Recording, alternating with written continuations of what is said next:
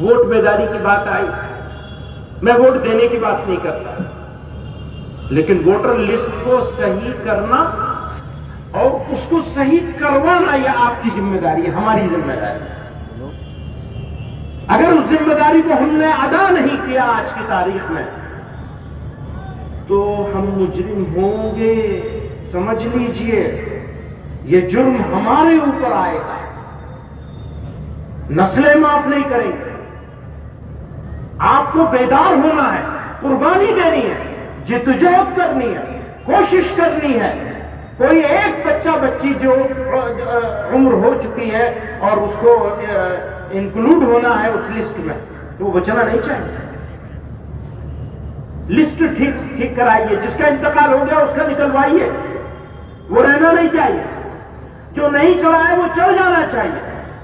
شادی کر کے لائے تو پھر فوراً وہاں سے کٹوانا چاہیے، یہاں چڑھوانا چاہیے، اور کوئی دوسرا نہیں کرے گا۔ یہ ہمارا اور آپ کا کام ہے، جمعیت علماء کا کام ہے۔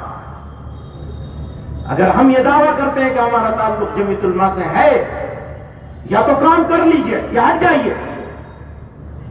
ہمارا ادھیکار نہیں رہے گا پھر اس جمعیت علماء سے وابستہ رہنے کا۔ اگر ہم آرام سے سو گئے، اگر ہم نے محنت نہیں کی، اگر ہم نے قربانی نہیں کی، اگر ہم گاؤں گاؤں محلے محلے نہیں گھومے، ضروری کام ہے۔ جیسے مکتب قائم کرنا ضروری کاموں میں سے سب سے ضروری کام ہے ایمان کی حفاظت کرنا۔ پھر دنیاوی لحاظ سے دیکھیں تو پھر کاغذات کا صحیح کرنا ہمارا سب سے ضروری کام ہے۔ یہ مذاق نہیں ہے۔ طوفان گزر گیا ہے سڑک سے، اور آرام سے، آرام کا وقت نہیں ہے، کام کا وقت ہے، محنت کا وقت ہے، توجہ کا وقت ہے، اخلاق کو درست کرنے کا وقت ہے، صبر و تحمل کے ساتھ سد سکندری بن جانے کا وقت ہے۔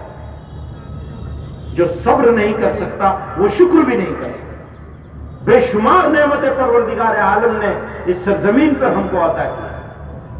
یہ سرزمین ہمارا میدان عمل ہے، اسی لیے یہ سرزمین ہمارے لیے مقدس سرزمین ہے۔ پروردگار نے ہم کو یہ ملک عطا کیا ہے، اپنے کاریہ چھیتر بنا کر ہمارا۔ یہ ہماری کرم بھومی ہے، جنم بھومی بھی ہے، کرم بھومی بھی ہے۔ میں ہندی میں اس لیے کہہ رہا ہوں تاکہ سب کو سمجھ میں آئے۔ میدان عمل ہے ہمارا، یہ صرف جنم بھومی نہیں ہے، کرم بھومی بھی ہے۔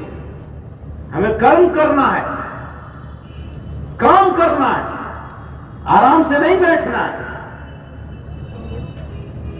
میں دوستوں سے کہہ رہا تھا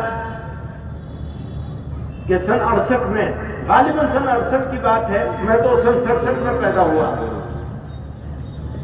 کاغذوں کے لحاظ سے سن 64 میں پیدا ہوا، 3 سال بڑا ہوں کاغذوں میں۔ جب ہمارے کاغذ میں اتنی کمی ہے تو اور لوگوں کے کاغذ میں کتنی کمی ہوگی، ذرا سوچو تو ٹھیک کرا لو اس کو۔ میرا کہیں پہ نام ہے محمود اسد حسین مدنی، کہیں پہ نام ہے محمود مدنی، کہیں پہ نام ہے محمود اے ایچ مدنی، کہیں پہ نام ہے محمود اے مدنی، اتنے سارے نام ہیں میرے۔ اور بہت سارے کیا، اکثر لوگوں کے کاغذات میں اسپیلنگ کی گڑبڑ تو ضرور ہوگی، کسی کاغذ میں کچھ اور اسپیلنگ ہوگی، کسی میں کچھ اور اسپیلنگ ہوگی، تو سب کو ٹھیک کرانا ہے،